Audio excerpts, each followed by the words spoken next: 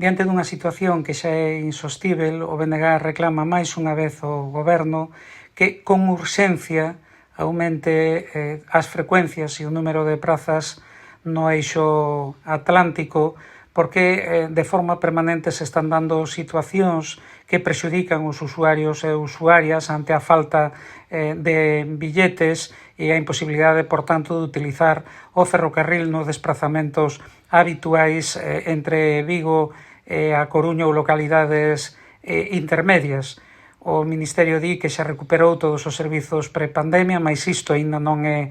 verdade, faltan as 6 lanzadeiras entre Vigo e Pontevedra, mas para alén de recuperar estes servizos é preciso aumentar o número de prazas e aumentar tamén o número de frecuencias. Todos os días se dan situacións que non son en absoluto xustificáveis. Non se pode encher a boca a falar de que hai que promover o uso do transporte público ferroviario e despois que sexa imposible utilizalo por falta de